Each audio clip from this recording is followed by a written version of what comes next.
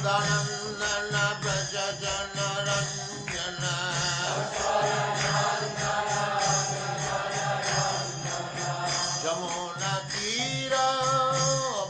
जमुनतीरवनचारी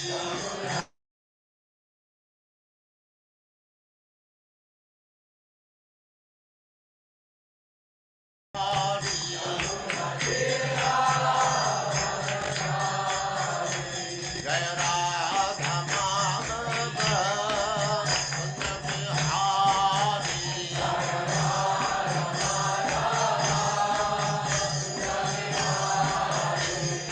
राधा माधव कुंज बिहारी जय राधा माधव कुंज बिहारी गोपी जन वल्लभ गिरिवरधारी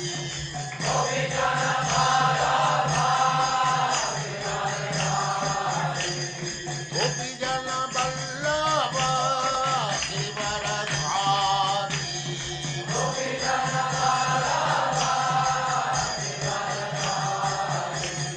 यशोदानन्दन व्रज जनरञ्जन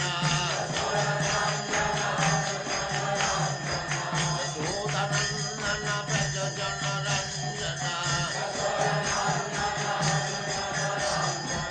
जमुनतीरवनचारी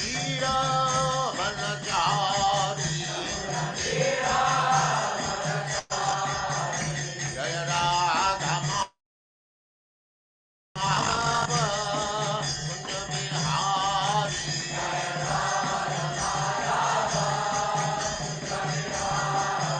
जय राधा माधव कुंज बिहारी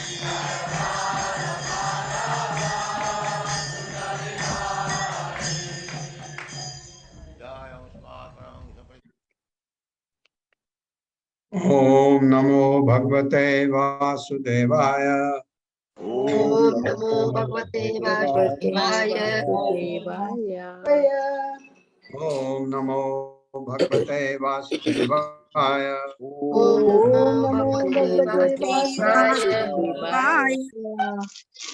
ओम नमो भगवते वासुदेवाय। ओम नमो भगवते वासुदेवाय।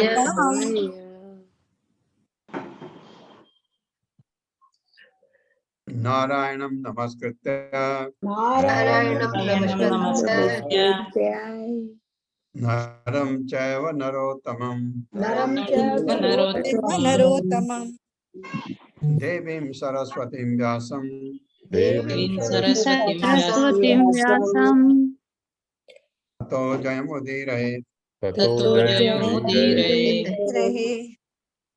नष्टप्रायेषु अभद्रेषु नष्टायेषु भद्रेषु नित्यं भागवत सेवया भागवत सेवया भगवते उत्तम श्लोके भगवते भक्तिर्भवति नैष्ठिकी।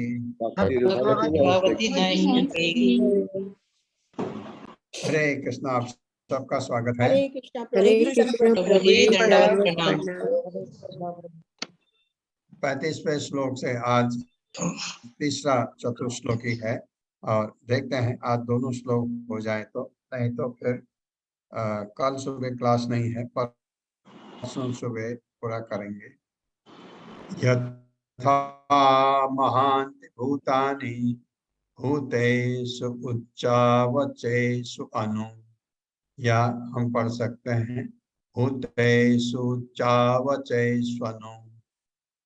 प्रतिष्ठानि प्रविष्ठानि अप्रविष्टानि प्रविष्टानि अप्रविष्टानि तथा तेषु न तेषु अहम्। यथा महान्ति भूतानि भूतेषु चावचेष्वनु प्रविष्टानि अप्रविष्टानि तथा तेषु न तेष्वहम्। मेरे साथ पढ़िए।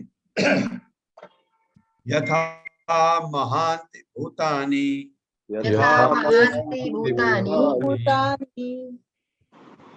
भूतेषु चावचे भूतेषु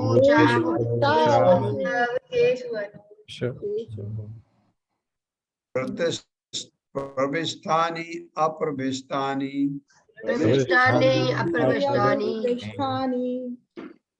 तथा तेषु न तेषु अहम्। वाह, बड़ा मजेदार है। तथा तेषु न तेषु अहम, मैं हूं भी नहीं भी हूं। ये बहुत कंफ्यूज करता है ना। शब्दार्थ है यथा, जिस तरह, महांति सर्वव्यापी भूतानि तत्व, भूतेषु उच्च अवशेषु लघु तथा विराट में अनु पीछे, प्रविष्टानि प्रवेश कर लिया, अप्रविष्टानि प्रविष्ट नहीं, तथा उसी तरह तेषु उनमें, न नहीं तेषु उनमें, अहम मैं हूं भी नहीं भी हूं। बताइए, हे ब्रह्मा, भगवान बता रहे ब्रह्मा जी को, ये 4 श्लोक चतुश्लोकी ब्रह्मा जी को पूरा ज्ञान जो दिया भगवान ने, ये 4 श्लोक बताए। हे ब्रह्मा, तुम यह जान लो। 4 श्लोक का मतलब ये नहीं है कि सिर्फ यही बताए, पूरा पूरा ज्ञान उनके हृदय में डाल दिया, ये श्लोक उनको बताए गए। हे ब्रह्मा, तुम यह जान लो कि ब्रह्मांड के सारे तत्व विश्व में प्रवेश करते हुए भी प्रवेश नहीं करते हैं। बताइए, उसी प्रकार मैं उत्पन्न की गई प्रत्येक वस्तु में स्थिर रहते हुए भी साथ ही साथ प्रत्येक वस्तु से पृथक रहता हूं। ये तो अब आपके समझ आने लग गए। भगवान ने कहा कि सब चीज मेरे में है, मैं उनमें नहीं हूं, ऐसा कहा था भगवत गीता में। बड़ा कंफ्यूजिंग है शुरू में, इसमें लगता है कि ये क्या है ऐसा, वही चीज यहाँ पर भागवतम में भी आ गई। हे ब्रह्मा, तुम यह जान लो कि ब्रह्मांड के सारे तत्व जो हैं विश्व में प्रवेश करते हैं। विश्व में मतलब कॉस्मोस में, हम लोगों में जो चीजें हैं, जो भगवान ने प्रकट की हैं, जितनी चीजें हैं, वो प्रवेश करते हुए भी प्रवेश नहीं करते हैं। उसी तरह से प्रत्येक वस्तु में मैं भी हूं भी, मैं नहीं भी हूं। उसी प्रकार मैं उत्पन्न की गई प्रत्येक वस्तु में स्थित रहते भी साथ ही साथ प्रत्येक वस्तु से पृथक रहता हूं। ये दूसरा वाला सेंटेंस अब हमको अच्छी तरह समझ आता है। पर ये जो आया ऊपर का, हे ब्रह्मा, तुम यह जान लो ब्रह्मांड के सारे तत्व क्या है, आप 5 लगा लो। 5 आपके जो तत्व हैं, क्या कहते हैं उनको, पंचभूत।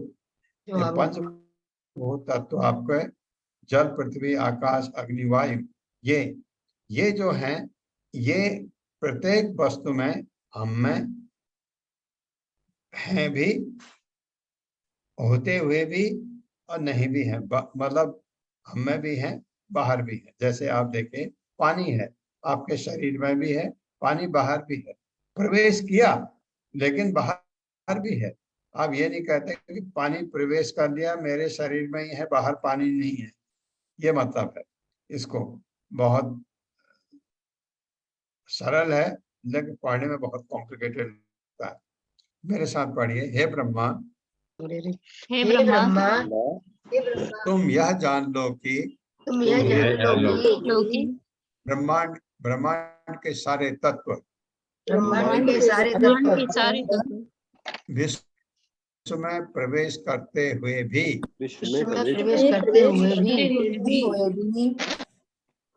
प्रवेश नहीं करते हैं। प्रवेश नहीं करते हैं।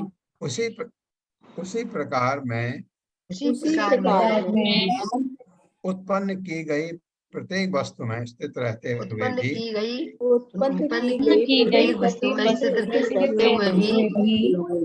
साथ ही साथ प्रत्येक वस्तु से पृथक रहता हूँ।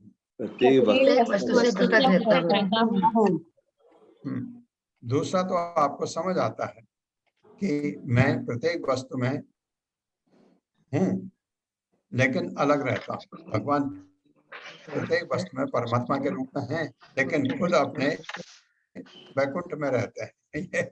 ये है। और ये भी ऊपर भी, जैसे मैंने आपको कहा, अब तात्पर्य पढ़ते हैं, प्रभुपाद समझाएंगे कुछ तात्पर्य। माता हरे कृष्ण प्रभु जी। तात्पर्य श्रील प्रभुपाद जी द्वारा। श्रील प्रभुपाद जी की जय। भौतिक सृष्टि के महान तत्व अर्थात क्षितिज, जल, पावक, समीर तथा गगन, समस्त प्रकट वस्तुओं, चाहे समुद्र हो या पर्वत, अथवा जलचर, पौधे, सरीसृप, पक्षी, पशु, मनुष्य, देवता अथवा जिनका भी अस्तित्व है, उनके शरीर में प्रवेश करते हैं, किंतु साथ ही साथ वे उनसे पृथक भी स्थित रहते हैं। चेतना के विकसित होने पर मनुष्य शरीर क्रिया तथा भौतिक विज्ञान का अध्ययन कर सकता है, किंतु ऐसे विज्ञानों के मूल सिद्धांत भौतिक तत्वों के अतिरिक्त कुछ भी नहीं है। चाहे मनुष्य का शरीर हो या पर्वत हो, चाहे ब्रह्मा समेत देवताओं का शरीर हो, वे सभी एक से तत्वों, क्षिति, जल इत्यादि से बने और उसी के साथ ही ये तत्व शरीर से बाहर भी है। पहले तत्वों की उत्पत्ति हुई, अतः वे शरीर में बाद में प्रविष्ट हुए, किंतु दोनों ही दशाओं में वे विश्व में प्रविष्ट हुए और नहीं भी प्रविष्ट हुए। इसी प्रकार परमेश्वर अपनी विभिन्न शक्तियों, अंतरंगा तथा बहिरंगा सहित इस ब्रह्मांड की प्रत्येक वस्तु के भीतर स्थित है और उसी के साथ साथ वे प्रत्येक वस्तु के बाहर वैकुंठ लोक में स्थित रहते हैं, जैसे कि पहले कहा जा चुका है। ब्रह्म संहिता 5.37 में इसका वर्णन अति सुंदर ढंग से इस प्रकार मिलता है। आनंद चिन्मय रस प्रतिभावि ताभिर्य एव निज रूपतया कलाभिः गोलोक एव निवसत्य अखिल आत्मभूतो गोविंदम आदि पुरुषम तमहं भजामि। मैं उन आदि श्री भगवान गोविंद की पूजा करता हूँ, जो अपनी सच्चिदानंद रूप अंतरंगा शक्ति के विस्तार में स्व तथा अंशों का सुख उठाते हैं और साथ ही वे सृष्टि के कण कण में भी व्याप्त रहते हैं। उसी ब्रह्म संहिता 5.35 में उनके अंशों के विस्तार का और भी ठीक तरह से वर्णन हुआ है, यथा एकोप्यसौ रचितुं जगदंड कोटि यशक्तिरस्ति जगदंड चयाय दन्तः अंडांतरस्थ परमाणु चयांतरस्थम गोविंदमादि पुरुषम तमहं भजामि। मैं उन आदि श्री भगवान गोविंद की पूजा करता हूँ, जो अपने एक अंश के द्वारा प्रत्येक ब्रह्मांड तथा प्रत्येक परमाणु में प्रविष्ट होते हैं और इस प्रकार समग्र सृष्टि भर में अपनी अनंत शक्ति का असीम प्राकट्य करते हैं। प्रभु जी रुकना है यहाँ, क्योंकि ये भी हाँ परपट ठीक थोड़ा। है माता। हाँ ठीक है। ये जो अभी पढ़ा पल्लवी माता जी ने, ये करीब करीब क्लियर है, करीब करीब क्लियर है। आपको अभी भी कंफ्यूजन आएगा और मैं ऐसा करूँगा, अभी नहीं, ये एक बार इसको हम 3 बार पढ़ेंगे चतुश्लोकी को। ये पहले ये 4 पढ़ करके कंफ्यूजन लेके आप बैठिए जिसको कंफ्यूजन हो, और उसके बाद हम इसको एक बार और फिर उसके बाद एक बार और 3 बार इसका अध्ययन करेंगे चतुश्लोकी 4 श्लोकों के बारे में। अब हम तीसरे अध्याय में तब जाएंगे जब ये 4 श्लोक 3 बार हम इनका रिसाइटेशन कर लेंगे, और फिर मैं कोशिश करूंगा किसी दिन नामनिष्ठा प्रभु को ये क्लास 4 श्लोकों के बारे में हमको बताने के लिए, ताकि आपके और क्वेरी कुछ हैं तो वो क्लियर हो जाए। ये मैंने सोचा है, क्योंकि ये चतुश्लोकी एकदम कंफ्यूजन लगता है शुरू में। मुझे अब इतना नहीं लगता है, पहले सबको लगता है कंफ्यूजन। अभी ये जैसे दूसरे में अभी माता जी ने जो पढ़ा अभी ये जो नीचे वाला था, एको अपि असौ रचयितुम जगदंड कोटिम यक्षिरस्त जगदंड चयायदन्तः अंडान्तरस्तम गोविंदमादि पुरुषम तमहं भजामि। प्रत्येक अंश के द्वारा ब्रह्मांड के प्रत्येक कण कण में है अंडांतरस्थ परमाणु चयंतरस्तम, हर परमाणु में भी परमात्मा के रूप में भगवान हैं। और साथ ही साथ भगवान वैकुंठ में है अपने खुद, यहाँ अपने अंश रूप में हर कण में भी हैं, और जहाँ आत्मा है वहां तो उनको होना ही है। हमारे शरीर में आत्मा है, परमात्मा भी है, सब जगह है। आप कहे हर कण में, हर जगह परमाणु में कह दिया, उससे छोटा तो कुछ होता ही नहीं। उसमें भी परमात्मा के रूप में भगवान विद्यमान रहते हैं, ये बात तो आती है। लेकिन उसी तरह से समझाने के लिए बहुत अच्छी तरह प्रभुपाद ने समझा दिया कि क्या जैसे आप ये हमारे पंचभूत हैं, हमारे शरीर में है, सब कुछ है। आपके शरीर में 5 के 5 चीजें हैं, क्या कि क्षिति, जल, पावक, समीर, गगन। क्षिति धरती मतलब पृथ्वी है ना हमारे शरीर में उसका अंश है, बिल्कुल है। जल है पावक। पावक क्या? अग्नि को बोलते हैं। हरे कृष्णा।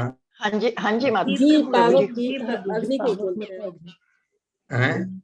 हाँ जी पावक अग्नि अग्नि को। को ही बोलते हैं। हाँ, और उसके बाद है हवा, समीर। समीर हमारे बदन में समीर भी है, हवा भी है, गगन आकाश भी है। आकाश का मतलब खाली जगह भी है। आपके लंग्स के बीच में खाली जगह होती है। हवा बहुत जगह है शरीर में, काफी जगह रहती है, बहुत जगह पर हवा रहती है शरीर के अंदर। और आपको तो इसका वैसे भी अनुभव है, आपको डकार आते हैं, आपको गैस बनती है, हवा रहती है शरीर में। आप इसको तो छोड़िए, आपके प्राण वायु है, अपान वायु है, उदान वायु है, समान वायु है। ये 5 प्रकार की मेन वायु, 5 उपवायु, ये तो ये भी हैं। उसके साथ आपकी और वायु भी है शरीर में रहती है, जो इसको जिसको हम कहते हैं समीर, एक हो गया। फिर गगन, खाली जगह भी है, बहुत जगह पर शरीर में होती है। कहीं पर खाली कोई दो टिश्यूज के बीच में स्पेस होता है, स्पेस में वायु नहीं होती है। वायु है भी तो स्पेस तो है ही, ये है। अगर वो स्पेस में वायु नहीं है उसको हम वैक्यूम बोलते हैं। तो ऐसा कहीं कहीं पर होता है, क्योंकि शरीर में वैक्यूम रखना इसलिए मुश्किल होता है, दूसरा फिर एक दूसरे को पकड़ लेते हैं। एनीवे, ये 5 चीजें हमारे शरीर में हैं। ये किसने प्रकट की? महाविष्णु ने। देखा, अपने दृष्टिपात किया, सारे चीजें प्रकट करवा दी, क्योंकि ब्रह्मा जी को सृष्टि करने के लिए इनकी जरूरत थी। ब्रह्मा जी को खुद पता नहीं था इनकी जरूरत थी, लेकिन उनको, भगवान को तो पता है। ये सारी चीजें प्रकट की, प्रकट करके तब हम तो बाद में पैदा हुए ना, हमको तो बाद में बनाया। तो ये चीजें हमारे ऊपर भी आई, लेकिन बाहर भी हैं। उसी तरह से जिस तरह भगवान वैकुंठ में है और हर कण में भी भगवान है, इसलिए ये समझाया गया। तो प्रभुपाद ने थोड़ा इसको सरल कर दिया। फिर भी आपको अभी कंफ्यूजन होगा कि मैं इनसे बाहर भी हूँ। जो पहले सेंटेंस बोला है, क्या बोला है कि ब्रह्मांड के सारे तत्व विश्व में प्रवेश करते हुए भी प्रवेश नहीं करते हैं। प्रवेश करते हैं तो भी बाहर रहते हैं, मतलब प्रवेश करते हैं, सारे का सारा नहीं चला जाता, जितनी जरूरत है उतना ही जाता है हमारे शरीर में। तो या कहीं पर भी, हम तो अपने शरीर की बात कर रहे हैं, ये तो कहीं पानी कहीं और जगह भी जाता है, पृथ्वी पर आता है, पहाड़ों पर रहता है, लेकिन फिर भी पानी बाहर भी रहता है। ये इस चीज को ऐसे समझाया गया। पढ़िए माता जी। जी प्रभु। निर्विशेषवादी कल्पना कर सकते हैं और चाहे तो देख सकते हैं कि पर ब्रह्म सर्वव्यापी है। इस प्रकार से वे इस निष्कर्ष पर पहुंच जाते हैं कि उनके साकार होने की कोई संभावना नहीं है। यही भगवान के दिव्य ज्ञान का रहस्य है। यह रहस्य भगवान का दिव्य प्रेम है, और जो भगवान के ऐसे दिव्य प्रेम से पूरित होता है, वह प्रत्येक परमाणु तथा जड़ एवं चेतन पदार्थ में भगवान के दर्शन कर सकता है। साथ ही वह भगवान को उनके धाम गोलोक में अपने नित्य पार्षदों के साथ जो उनके ही विस्तार है, नित्य लीला करते देख सकता है। यही दृष्टि आध्यात्मिक ज्ञान का वास्तविक रहस्य है। जैसा कि भगवान ने प्रारंभ में ही कहा है, स रहस्यम तदंगम च। यह रहस्य परमेश्वर के ज्ञान का परम गुह्य भाग है और इसे चिंतन बौद्धिक व्यायाम द्वारा कभी भी प्राप्त नहीं कर सकते। यह रहस्य ब्रह्म संहिता 5.38 में ब्रह्मा जी द्वारा बताई गई निम्नलिखित विधि से प्रकाश में आता है। प्रेमांजनच्चुरित भक्ति विलोचनेन सन्तः सदैव हृदयेषु विलोकयन्ति यं श्याम सुन्दरमचिन्त्य गुणस्वरूपं गोविन्दमादिपुरुषं तमहं भजामि। मैं उन आदि श्री भगवान गोविंद की पूजा करता हूँ, जिनका दर्शन शुद्ध भक्त अपनी आंखों में भगवत प्रेम रूपी अंजन लगाकर सदैव अपने हृदयों के भीतर करते हैं। यह गोविंद समस्त दिव्य गुणों से पूर्ण श्याम सुंदर स्वरूप है। अतः ये पूर्ण जो पुरुषोत्तम हाँ ये जो बताया अभी कि भगवान को अगर देखना है किस रूप में, तो हमको वैकुंठ को लोग वृंदावन जाना पड़ेगा, है ना, वहाँ, क्योंकि वहाँ लीला करते हैं। कभी कभी आते हैं भाग्यशाली लोग, उस समय पैदा होते हैं जब वो अवतरित होते हैं, वो भाग्यशाली हैं जो भगवान के भक्त हैं, और उस समय वो पैदा होते हैं जब भगवान अवतरित होते हैं। हम तो इतने भाग्यशाली हैं नहीं, भाग्यशाली हैं फिर मनुष्य रूप में आए, और भाग्यशाली इसलिए हैं, हमको भगवान की वृंदावन लीला पता है, पढ़ा है हमने भगवत गीता में, भागवतम में, और 10वें स्कंद में आएगा पूरा। हम भाग्यशाली इसलिए कहते हैं क्योंकि ये हमको अवसर मिला, क्योंकि कलयुग में ऐसा समय भी आएगा जब इनका कोई महत्व रहेगा नहीं। कंफ्यूजन यहाँ पर जो होता है, जो लोग ऐसे पढ़ते हैं तो अरे ये तो गड़बड़ है, तो इससे तो अच्छा वो निर्विशेषवादी भगवान का रूप ही मत मानो, सारा कंफ्यूजन गायब। इस ये करके लोग जो है निर्विशेषवाद की तरफ जाते हैं। प्रभुपाद यहाँ पर हमको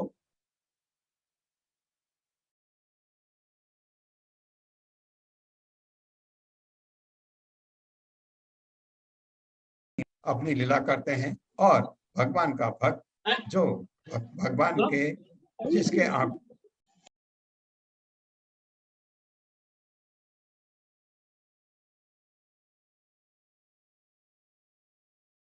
भक्त विलोचनेन संतः सदैव हृदयेषु विलोकयन्ति, वो अपने हृदय में भगवान को देखते हैं भक्ति के द्वारा। ये स्थिति आती है तो आपको निर्विशेषवादी होने का जरूरत नहीं है। आप भक्ति करिए, करते करते अपने को इतना शुद्ध बना लीजिए कि भगवान आपके हृदय में आप आत्माराम बन जाए। आंखें कृपया अपने को म्यूट करिए, डिस्टर्ब होती क्लास। तो अपने हृदय में देखते हैं, और आंख बंद है, हंस रहा है, आप क्या सोचते हैं, तो पागल है, आत्माराम है वो। तो भगवान को देख करके भगवान से बातें करता है, आनंद लेता है। ये चीज यहाँ भी हो सकती है, लेकिन थोड़ा तपस्या के बाद। हाँ, पढ़िए माता जी। अतः पूर्ण पुरुषोत्तम भगवान प्रत्येक परमाणु में स्थित होकर भी शुष्क चिंतकों के लिए अदृश्य बने रहते हैं, तो भी शुद्ध भक्तों के नेत्रों के समक्ष सारा रहस्य खुल जाता है, क्योंकि उनमें प्रेमांजन जो लगा रहता है। यह भगवत प्रेम भगवान की प्रेमा भक्ति की साधना से ही प्राप्त हो सकता है, और किसी तरह नहीं। भक्त की दृष्टि सामान्य नहीं होती, वह भक्तिमय सेवा के द्वारा परिष्कृत हो जाती है। दूसरे शब्दों में, जिस प्रकार ब्रह्मांड के सारे तत्व बाहर तथा भीतर है, उसी तरह भगवान के नाम, रूप, गुण, लीलाएं, पार्षद आदि जिस तरह उनका शास्त्रों में वर्णन है, या भौतिक संसार से परे वे वैकुंठ लोक में दिखते हैं, ये सभी भक्त के हृदय में उसी प्रकार दिखते हैं जैसे टेलीविजन में वस्तुएं दिखती हैं। अल्पज्ञानी पुरुष इसे नहीं समझ पाता, यद्यपि वह भौतिक विज्ञान के अंतर्गत टेलीविजन के द्वारा दूर दूर की वस्तुएं देख सकता है। वस्तुतः आध्यात्मिक दृष्टि से उन्नत हुआ व्यक्ति अपने हृदय में भगवान के धाम का टेलीविजन प्रतिबिंब सदैव प्राप्त कर सकता है। भगवान के ज्ञान का यही रहस्य है। भगवान प्रत्येक प्राणी को इस संसार के बंधन से मुक्ति दिला सकते हैं, किंतु विरले ही वे भगवत प्रेम का अधिकार प्रदान करते हैं, जिसकी पुष्टि नारद ने भी की है। मुक्तिम ददाति करिचित् स्म न भक्ति योगम। भगवान की यह दिव्य भक्ति इतनी अद्भुत है कि सुपात्र भक्त परम सत्य से ध्यान हटाए बिना मनोनुकूल शारीरिक कार्य में तल्लीन रहता है। इस प्रकार भक्त के हृदय में भगवत प्रेम का उदय एक महान रहस्य है। ब्रह्मा जी पहले ही नारद से कह चुके हैं कि भगवान की दिव्य भक्ति में लीन रहने के कारण उनकी इच्छाएं कभी भी अतृप्त नहीं रहती, न ही उनके मन में भक्ति के अतिरिक्त अन्य कोई इच्छा रहती है। भक्ति योग की यही सुंदरता है तथा यही रहस्य है। जिस प्रकार अच्युत होने के कारण उनकी इच्छा अचूक है, उसी प्रकार दिव्य भक्ति में लगे भक्तों की इच्छाएं भी अच्युत है। किंतु जिसे भक्ति के रहस्य का ज्ञान नहीं है, ऐसे अज्ञानी के लिए यह समझ पाना कठिन है। जिस प्रकार की पारस पत्थर की शक्ति को समझ पाना, पारस पत्थर अत्यंत विरल है, उसी प्रकार भगवान का शुद्ध भक्ति लाखों मुक्त पुरुषों में विरले ही पाया जाता है। कोटिश्वपि महामुने, ज्ञान के द्वारा जितनी भी सिद्धियां प्राप्त की जा सकती है, उनमें से भक्ति में योग सिद्धि सर्वोच्च और सर्वाधिक गुह्य सिद्धि है। यहाँ तक कि योगाभ्यास से प्राप्त होने वाली अष्ट सिद्धियों में से भी अधिक गुप्त। अतः भगवान ने भगवत गीता 18.64 में अर्जुन को इस भक्ति योग का उपदेश दिया है। सर्वगुह्यतमं भूयाः शृणु मे परमं वचः। भगवत गीता में सब गोपनीयों में भी गोपनीय मेरे परम सार वचन को फिर से सुन। इसी वचन की पुष्टि ब्रह्मा जी द्वारा नारद को कहे गए शब्दों से होती है। इदं भागवतम नाम यन्मे भगवतो दीतम संग्रहो अयम विभूति नाम त्वमेद विपुली कुरु। ब्रह्मा जी ने नारद से कहा, मैंने भागवत के विषय में तुमसे जो कुछ कहा है, वही मुझसे पूर्ण पुरुषोत्तम भगवान ने कहा था, और मैं तुम्हें परामर्श दे रहा हूँ, जिससे तुम इन कथाओं का उत्तम ढंग से विस्तार कर दो, जिससे लोग भगवान की दिव्य प्रेमा भक्ति से गुह्य भक्ति योग को सरलता से समझ सके। यहाँ यह भी ध्यान देने की बात है कि ब्रह्मा को भक्ति योग का रहस्य भगवान ने स्वयं बतलाया था। ब्रह्मा ने उस रहस्य को नारद ने उसे व्यास को, और व्यास ने शुकदेव गोस्वामी को समझाया, और यही ज्ञान शुद्ध शिष्य परंपरा से अब तक चला आ रहा है। यदि कोई इतना भाग्यशाली हो कि उसे शिष्य परंपरा का यह ज्ञान प्राप्त हो सके, तो वह भगवान के रहस्य तथा उनके शब्द अवतार श्रीमद् भागवत के रहस्य को समझ सकता है। हरे कृष्ण प्रभु। हरे कृष्ण। ये यहाँ पर से बड़ा अच्छा है। ब्रह्मा जी ने नारद से कहा, मैंने भागवत के विषय में तुमसे जो कुछ कहा है, वही मुझसे पूर्ण पुरुषोत्तम भगवान ने कहा है, वही चीज बताई उनको, और मैं तुम्हें परामर्श देता हूँ जिससे तुम इन कथाओं का उत्तम ढंग से विस्तार कर दो। ये काबिलियत उनके शिष्य में थी, उनके पुत्र में, नारद में, इसलिए कहा इसका विस्तार करो। और नारद ने वही चीज वेद व्यास को कही, थे विस्तार करो, और भगवान ने वेद व्यास में बुद्धि डाली ताकि वो ग्रंथों को लिख सकें। ये ऐसे आया। एक इससे ऊपर एक सेंटेंस आया था कि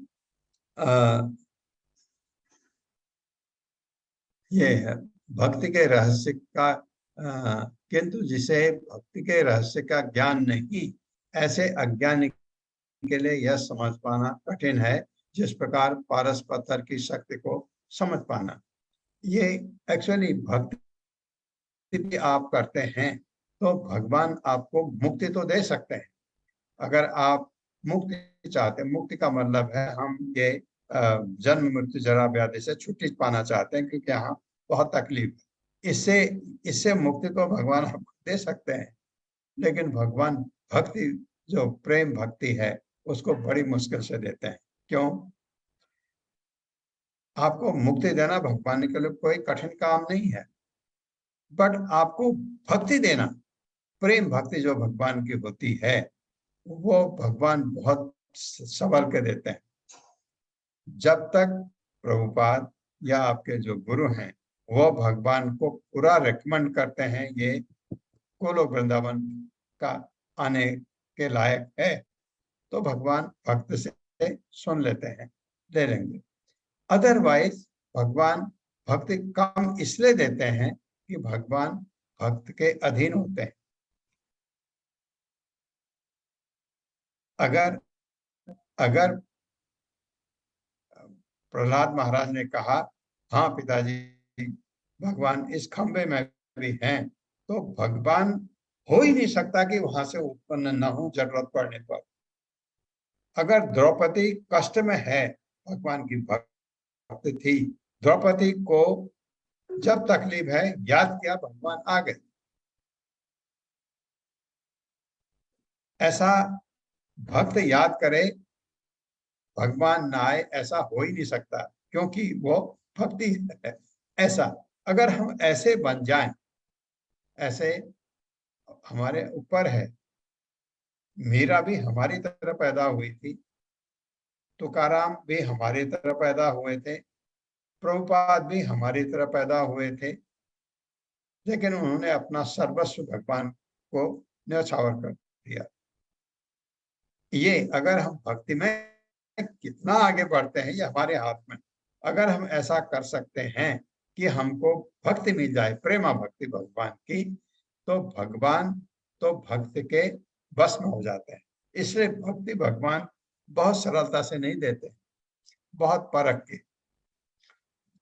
ऐसा नहीं है नहीं देते हैं, अवश्य देते हैं, अवश्य देते हैं। आपने देखा ये गुरु परंपरा में इतने महान आचार्य थे, इन सबको भक्ति मिली है, लेकिन उनका आप योगदान भी देखिए, क्या किया उन्होंने जिंदगी भर, भगवान की कैसी सेवा की। एक निष्ठ पूरा अपना पूरा शरीर, अपना जो कुछ भी था वो बलिदान किया, भगवान को सैक्रिफाइस किया और उस लेवल पर पहुंचे। तो भगवान ने भी भौतिक चीजें भी दी जो भगवान ने कहा है भगवत गीता में, लगता था ये सही नहीं है। अगर आप प्रभुपाद की जीवन चर्या के बारे में पढ़ें, उनका जो लीलामृत है, प्रभुपाद लीलामृत को पढ़ें, तो लगता है इस इंसान ने बीच में छोड़ा क्यों नहीं। इतने कष्ट में आदमी आगे क्यों बढ़ रहा है? क्यों? भगवान पर अटूट विश्वास। अगर आपको विश्वास है तो आप छोड़ेंगे नहीं। हाँ, आपको दुविधा है, आपको कंफ्यूजन है या नहीं है, ऐसे स्थिति है तो आपका काम बन ही नहीं सकता। तो इसलिए श्रद्धा बहुत ही जरूरी है। भगवान पर अटूट विश्वास अगर आपका है, भक्ति पर आप जा रहे हैं, तो आपको भक्ति मिल सकती है, भगवान दे सकते हैं। लेकिन आप बहुत अच्छे इंसान हैं, बहुत तपस्या भी करते हैं, भक्ति करते हैं, भगवान आपको मुक्ति दे सकते हैं, कोई दिक्कत नहीं उनको। भक्ति देने में वो बहुत संकोच करते हैं। ऐसा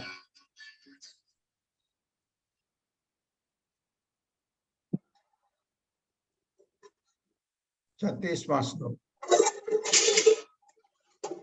एतावत् एव जिज्ञासं तत्व जिज्ञासुनात्मनः अन्वय व्यक्तिरेकाभ्याम यत् स्यात् सर्वत्र सर्वदा। एतावत् एव जिज्ञासं तत्व जिज्ञासुनात्मनः अन्वय व्यक्तिरेकाभ्याम यत् स्यात् सर्वत्र सर्वदा। मेरे साथ पढ़िए। एतावत् एव जिज्ञासं एतावदेव जिज्ञासं तत्व जिज्ञासुनात्मनः तत्त्वजिज्ञासुनात्मनः अन्वय व्यक्तिरेकाभ्याम अन्वय व्यक्तिरेकाभ्याम अन्वय व्यक्तिरेकाभ्याम व्यक्तिरेकाभ्याम यत् स्यात् सर्वत्र सर्वदा। यत् स्यात् सर्वत्र सर्वदा। शब्दार्थ है एतावत यहाँ तक, एव निश्चय ही, जिज्ञासम पूछा जाना चाहिए, तत्व परम सत्य, जिज्ञासुना विद्यार्थी द्वारा आत्मनः स्व का अन्वय प्रत्यक्ष व्यक्तिरेकाभ्याम अप्रत्यक्ष रूप से यत् जो भी स्यात् संभव है सर्वत्र सभी जगह तथा सर्वकाल में सर्वदा समस्त परिस्थितियों में। अनुवाद है, जो व्यक्ति परम सत्य रूप श्री भगवान की खोज में लगा हो, जो जिज्ञासु होते हैं ना, उसे चाहिए कि वह समस्त परिस्थितियों में सर्वत्र और सर्वदा प्रत्यक्ष तथा अप्रत्यक्ष दोनों ही प्रकार से इसकी खोज करे। और खोज करने में भी, इसमें तो लिखा नहीं है उसको सफलता कब मिलेगी, जब भक्ति करेगा, नहीं तो समझ नहीं पाएगा। मेरे साथ पढ़िए, जो व्यक्ति परम सत्य रूप श्री भगवान की खोज में लगा हो, श्री भगवान की खोज में लगा हो, उसे चाहिए कि वह समस्त परिस्थितियों में सर्वत्र और सर्वदा प्रत्यक्ष तथा अप्रत्यक्ष दोनों ही प्रकार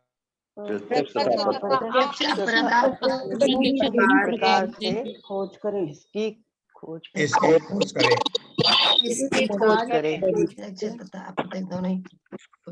तात्पर्य। हरे कृष्णा। रश्मि जोशी माता जी। हरे कृष्णा प्रभु जी, दंडवत प्रणाम।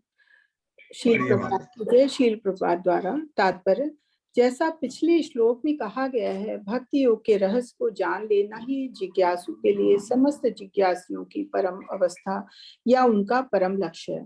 प्रत्येक व्यक्ति भिन्न भिन्न ढंग से आत्म साक्षात्कार की खोज में लगा हुआ है, चाहे वो कर्म योग से हो, ज्ञान योग से हो, या ध्यान योग से, या राजयोग से हो, अथवा भक्ति योग से हो।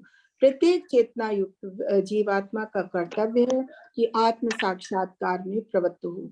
जो चेतना में उन्नत है वो निश्चय ही आत्मा के विषय में, विश्व के विषय में तथा जीवन के समस्त क्षेत्रों के विषय में, यथा सामाजिक, राजनीतिक, आर्थिक, सांस्कृतिक, धार्मिक, आचार संबंधी विषयों तथा उनकी विविध शाखाओं के विषय में जिज्ञासा करता है।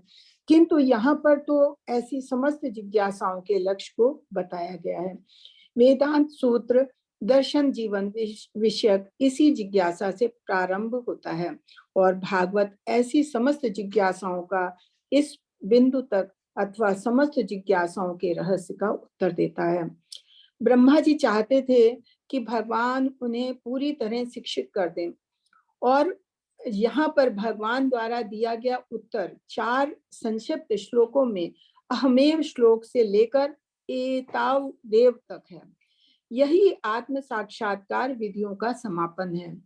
अंधकार में चकाचौंध से मोहग्रस्त होने के कारण मनुष्य ये नहीं जान पाता कि जीवन का चरम लक्ष्य श्री भगवान विष्णु है। फलस्वरूप प्रत्येक प्राणी अनियंत्रित इंद्रियों द्वारा घुमाया फिराया जाकर इस संसार के गहनतम अंधकार में धंसता जाता है। समग्र भौतिक संसार इंद्रिय तृप्ति, मुख्यतः काम वासना पर आधारित कामनाओं के कारण उत्पन्न हुआ है। फलस्वरूप ज्ञान की समस्त प्रगति के बावजूद समस्त जीवों का अंतिम लक्ष्य इंद्रिय तृप्ति ही रहता है। किंतु यहाँ पर वास्तविक जीवन लक्ष्य बताया गया है, जिसे भक्ति योग के ज्ञान में दक्ष प्रामाणिक गुरु या जीवित भागवत जीवन के जीवंत पुरुष समक्ष जिज्ञासा करके जानना चाहिए। प्रत्येक व्यक्ति अनेक प्रकार की धर्म संबंधी जिज्ञासाओं में लगा हुआ है, किंतु श्रीमद् भागवतम आत्म साक्षात्कार के समस्त जिज्ञासुओं को उत्तर प्रदान करने वाला है। जीवन का ये परम लक्ष्य कठोर परिश्रम अथवा लगन के बिना नहीं खोजा जा सकता।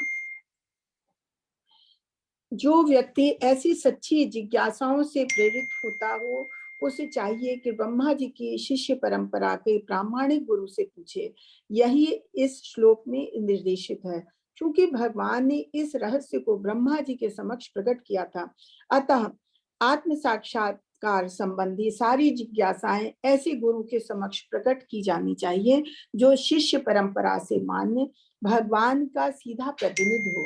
ऐसा प्रामाणिक गुरु शास्त्रों के प्रमाण के आधार पर प्रत्यक्ष तथा अप्रत्यक्ष रूप से सारी बात को स्पष्ट करने में समर्थ होता है। यद्यपि प्रत्येक व्यक्ति को छूट है कि वो इस संबंध में शास्त्रों का अवलोकन करे, किंतु फिर भी उसे प्रामाणिक गुरु के पथ प्रदर्शन की आवश्यकता पड़ती है। इस श्लोक में यही आदेश है। प्रामाणिक गुरु भगवान का सबसे अधिक विश्वास पात्र प्रतिनिधि होता है। अतः मनुष्य को चाहिए कि गुरु से उसी भाव से आदेश प्राप्त करे जिस प्रकार ब्रह्मा जी ने भगवान श्री कृष्ण से प्राप्त किया था।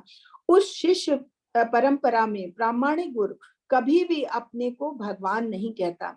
यद्यपि ऐसा गुरु भगवान से भी बड़ा होता है, क्योंकि वो अपने व्यक्तिगत अनुभव से भगवान को दूसरों को सौंप सकता है। भगवान को केवल शिक्षा या उर्वर मस्तिष्क के द्वारा प्राप्त नहीं किया जा सकता, किंतु प्रामाणिक गुरु के पारदर्शी माध्यम के से जिज्ञासु को उसकी प्राप्ति हो सकती है। हरे कृष्ण माता जी। हरे एक कृष्ण। मिनट माता जी, हाँ, हरे कृष्णा।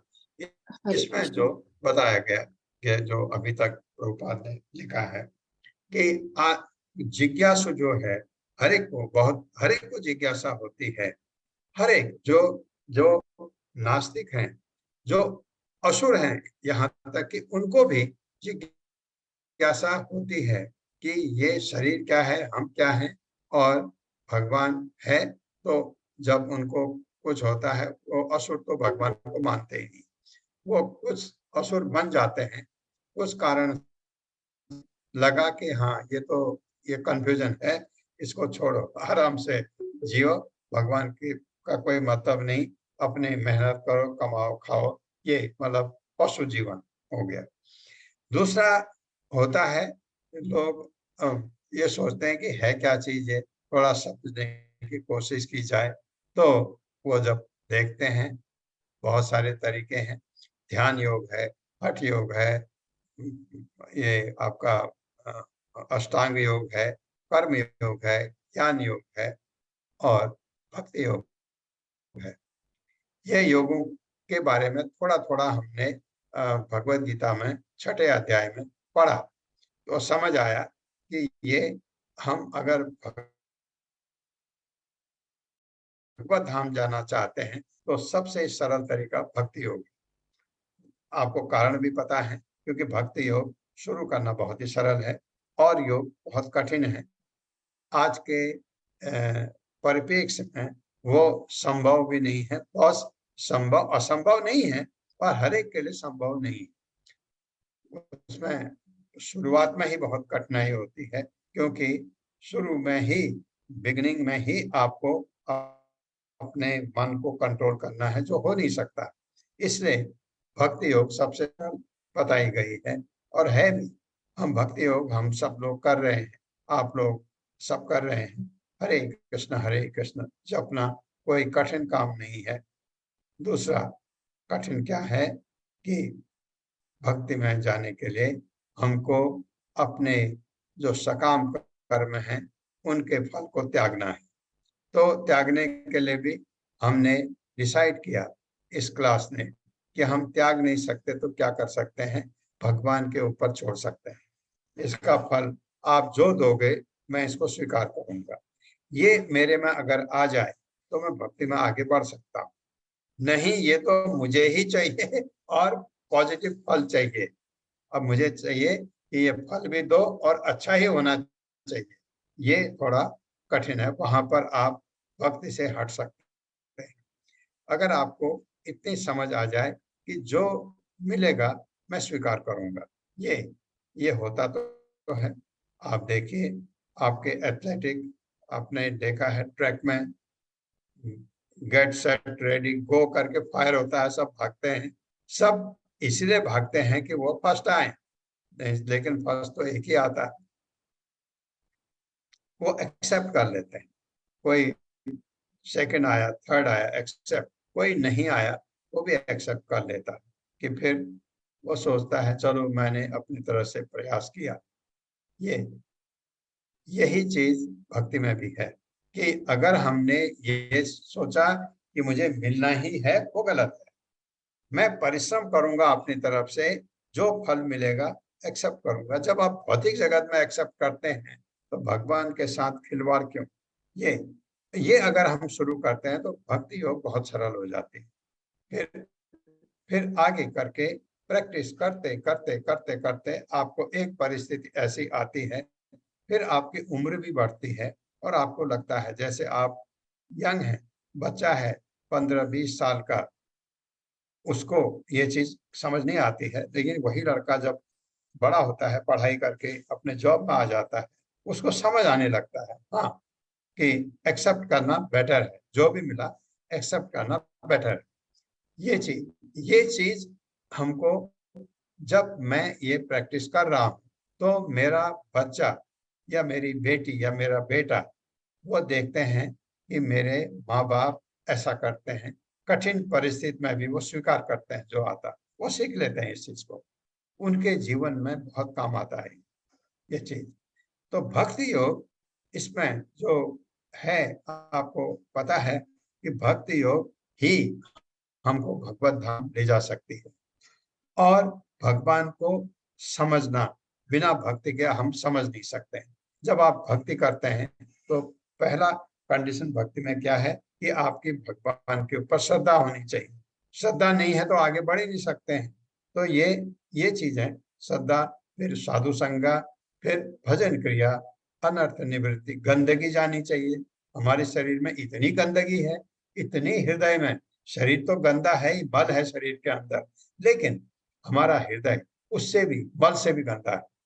काम, क्रोध, लोभ, ये चीजें नहीं चाहिए। भगवान की भक्ति के लिए इनको निकालना होता है। अब ये बात भी बहुत सही है कि क्या एकदम मैं ऐसा स्विच ऑफ करूं और चला जाएगा? बिल्कुल नहीं।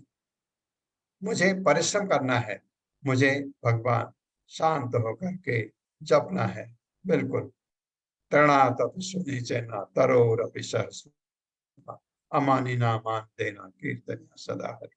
उस स्टेज में आकर के मुझे जप करना है तो भगवान देखेंगे कि ये तो पीछे पड़ गया मेरे, ये तो छोड़ता ही नहीं, और देखेंगे जेन्युइन है तो भगवान क्या करेंगे, कोई मुझे मार्गदर्शन देंगे, किसी लोग से, आदमी से बताएंगे, जिस आपको ये पता लग जाएगा कि मैं गुरु कैसे ले सकता हूं।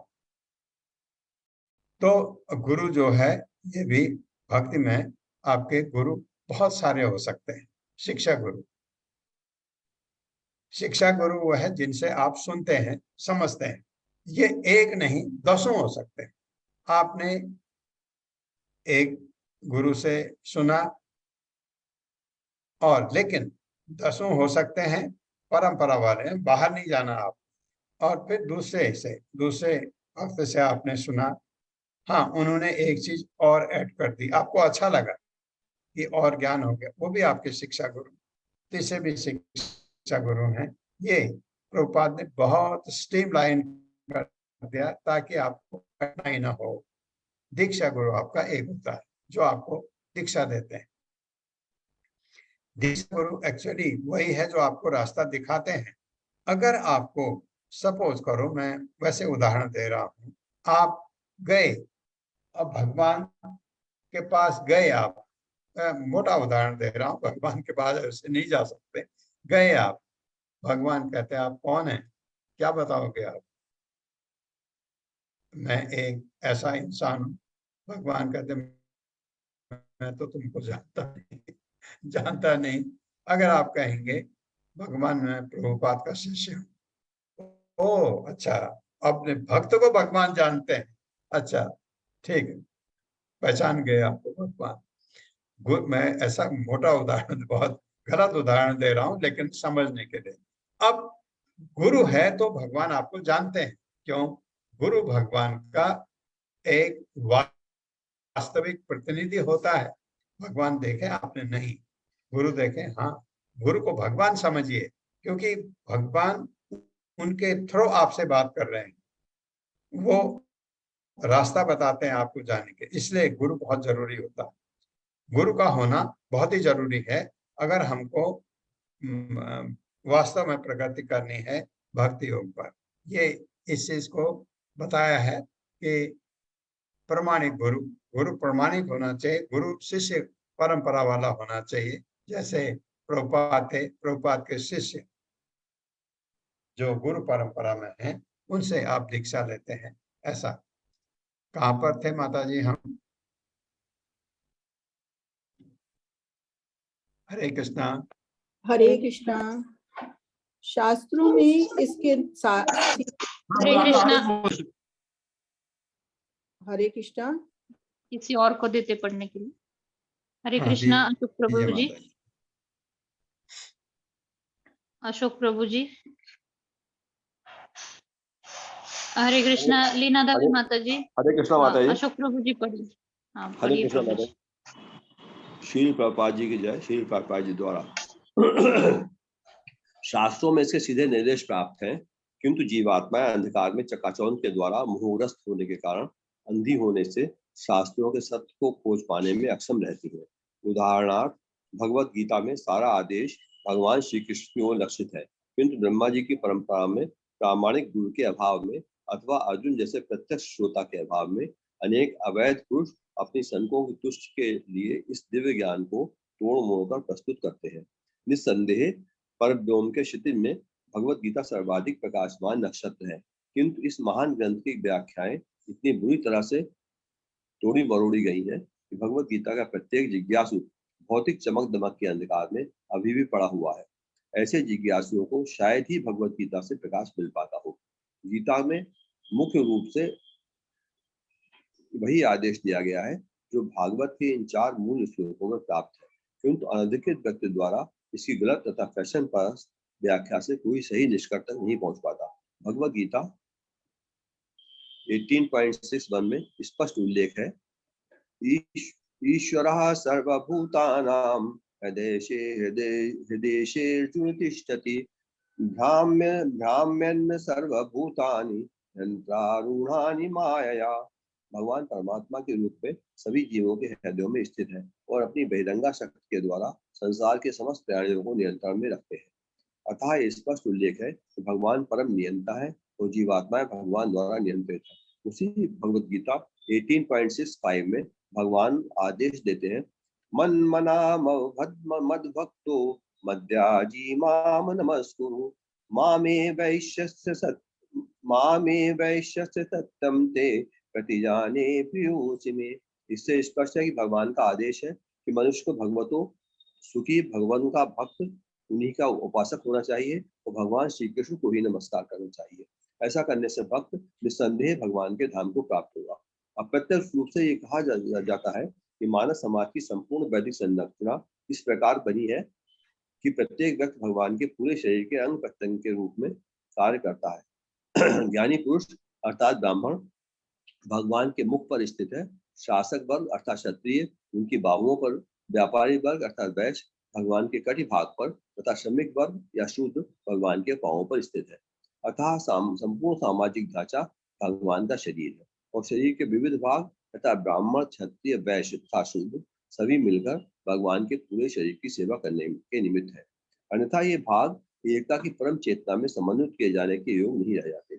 श्री भगवान से संबंध सभी को समन्वित सेवा से विशेष विश्व चेतना प्राप्त की जा सकती है। अतः बड़े से बड़े वैज्ञानिक, महान दार्शनिक, चिंतक, राजनीतिज्ञ, उद्योगपति, समाज सुधारक इत्यादि तक भी इस संसार के अशांत समाज को कोई राहत नहीं दिला सकते, क्योंकि वे भागवत के इस श्लोक में वर्णित सफलता के रहस्य अर्थात भक्ति योग के रहस्य को नहीं जानते। भगवत गीता 7.15 में भी कहा गया है, यहीं पर रुक जाइए प्रभु, यहीं पर रुक जाइए। ये हरे कृष्णा, ये आज यहीं तक करेंगे। इससे स्पष्ट जो आपने 2 श्लोक पहले पढ़े कि भगवान कहते हैं ईश्वर सर्वभूतानां हृदयेषु अर्जुन तिष्ठति भ्राम्यन् सर्वभूतानि यंत्रारूढ़ानि माया। और भगवान ने कहा मैं सब जगह हूँ, ये तो हमारे समझ भी आता है। एक वो दिखाया था आपको, एक पेड़ में 2 पक्षी बैठे हैं। और क्या कहा भगवान ने, मेरे पास आना है तो क्या करो, मन मना भव मद भक्तो मदयाजी माम नमस्कुरु माम वैसे सत्यम ते प्रति जाने प्रियोसी में, मेरी भक्ति करो, मेरी पूजा करो, मेरा चिंतन करो और मेरे भक्त बनो। भगवान ने ये कहा, भगवान कृष्ण का वचन है ये, इसलिए इसको ये नहीं सोचना कि किसने कहा, भगवत गीता में भगवान ने कहा। अब ये चीजें प्रभुपाद अपने क्योंकि लिखते समय उनको याद आया कितने कष्ट उनको हुआ कि लोगों ने भगवत गीता के ऊपर टीका लिखनी शुरू कर दी। जैसे कल अरुणी माता जी ने पूछा कि जीव गोस्वामी ने क्या लिखा। जीव गोस्वामी ने भी लिखा है ना इस संदर्भ में, चतुश्लोकी के बारे में, भागवतम के बारे में। तो ये लिखा, किसी को डाउट है कि जीव गोस्वामी के ने लिखा तो इसको ये सही है या नहीं है? इतने महान आचार्य थे जीव गोस्वामी, भगवान चैतन्य महाप्रभु के शिष्य, जिन्होंने उनको भेजा वृंदावन जाओ, 6 गोस्वामी को। तो वो कुछ कह रहे हैं, आपको लगेगा इसको पढ़ा जाए। भक्ति विनोद ठाकुर आचार्य हमारे परंपरा के और प्रभुपाद के जो गुरु थे, उनके पिता भक्ति विनोद ठाकुर, बहुत लिखा उन्होंने भी लिखा है भगवत गीता भागवतम के ऊपर टीकाएं कहीं कहीं पर। श्रीधर स्वामी उन्होंने लिखा है गुरु परंपरा के। और ये तो हमको लगता है, ये कल मैंने बहुत इस पर परिश्रम किया कि ये कहाँ मिल सकता है ये चीज, तो क्योंकि हम उसको पढ़ना चाहते हैं। जैसे ये बहुत अच्छा है, हमारी क्लास में ये जिक्र हुआ कि ये जीव गोस्वामी क्या बोले इस बारे में। तो क्योंकि जीव गोस्वामी के जो ग्रंथ हैं वो हमारे पास है नहीं। मैं कल मंदिर में जाकर के मैं नाम निष्ठा प्रभु को मैंने एक क्वेरी की कि हमको ये चाहिए, क्योंकि क्लास में इसका लोग जानना चाहते हैं कि जीव गोस्वामी ने क्या लिखा। तो उन्होंने कहा कि जीव गोस्वामी ने जो लिखा है वो संस्कृत में है, उनका ग्रंथ संस्कृत में था। तो संस्कृत में खाली पढ़ के तो हमको समझ नहीं आएगा। जैसे आप देखते हैं श्लोक पढ़ते हैं, हमको समझ नहीं आता इसमें क्या है। प्रभुपाद ने शब्द भी समझिए, आपकी इच्छा है, और उसका फिर अनुवाद लिखा, फिर बाद उसका तात्पर्य लिखते हैं, हमको समझ आ जाता है। लेकिन संस्कृत अगर उन्होंने लिखा जितने भी ग्रंथ हैं तो वो हमारे समझ नहीं आएगा। तो क्या किया है, एक है भानु महाराज, इस्कॉन के, उनको इंसाइक्लोपीडिया कहा जाता है। उन्होंने पहले, वो हैं जापानी ओरिजिन के, जापान के, जैसे जापान के लोग होते हैं बहुत ही मेहनती, उन्होंने मेहनत के करके संस्कृत सीखी अच्छी तरह से। संस्कृत को फिर उन्होंने ट्रांसलेट किया। तो जो जीव गोस्वामी का कल अरुणी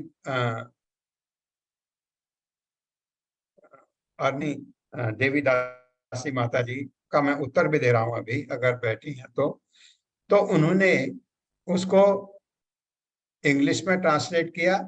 अब वो अवेलेबल है किताब। तो मैंने कहा कि ये किताबें हम खरीदना चाहते हैं, वो किताब कोशिश करेंगे हम, शायद इस्कॉन में अवेलेबल हो। उन्होंने बहुत सारे ग्रंथ जो संस्कृत में थे उनको इंग्लिश में ट्रांसलेट कर दिया है, और उसके ऊपर फिर इनकी जो व्याख्या है, जो पर्टिकुलर श्लोक के ऊपर जो कमेंट्री दी है उन्होंने, उसको भी ट्रांसलेट किया है। कहीं पर भक्ति विनोद ठाकुर ने है, वो भी लिखा है, वो अवेलेबल है, कल उन्होंने मुझे दिखाया था। तो ये जो जीव गोस्वामी का जो ग्रंथ है वो है भागवत संदर्भ करके नाम है। उसमें ये चतुश्लोकी में उनका उनने पूरे भागवतम के कितना कितना लिखा है पता नहीं, पर चतुश्लोकी का वर्णन है, उसमें उन्होंने कमेंट्री लिखी है अपनी। तो उसको हम पता करेंगे, वो किताब मिलेगी तो हम उसका उसकी चर्चा करेंगे। और जब मैं, जैसे मैंने आपको बताया कि नामनिष्ठा प्रभु को एक दिन हम आमंत्रित करेंगे अपने क्लास में सुबह। सुबह की क्लास थोड़ा मुश्किल इसलिए है कि वो सुबह उनकी क्लास होती है 8 बजे। हाँ, उनको हम कहेंगे क्लास को किसी और को दे दें, हमारे आप लोगों के पास वो आए। ये तब करेंगे हम जब हम सुनने लायक हो जाएंगे। पहले इसलिए मैंने कहा हम 3 बार इसको पढ़ेंगे, फिर आपको समझ आने लायक हम हो जाएं तो वो फिर वो बताएंगे कि वो जगह जगह से जो चीजें हैं वो निकाल के पढ़ के देख लेते हैं। तो ऐसा करेंगे। वो किताब हमको आएगी, उसको हम फिर पढ़ के उनके कमेंट देखेंगे। जो एक भागवत सुबोधनी है, बॉम्बे मीरा रोड वाले पब्लिश करते हैं। वहां पर एक ग्रुप है जो बहुत ही इंटेलेक्चुअली बहुत कॉम्पिटेंट है। वो उन्होंने भगवत गीता पर सुबोधनी भगवत गीता पर भी लिखी, उसको सरल बनाने की कोशिश की है। भागवतम पर भी लिखी है। वो कल मैं देख रहा था, उसमें 3 चीज आपको पहले समझना है। एक अभिधेय है, एक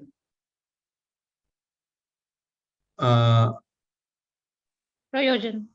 नहीं, पहले संबंध है, फिर है अभिधेय, फिर है प्रयोजन। संबंध है हमारा रिलेशनशिप, और अभिधेय है कि प्रोसेस।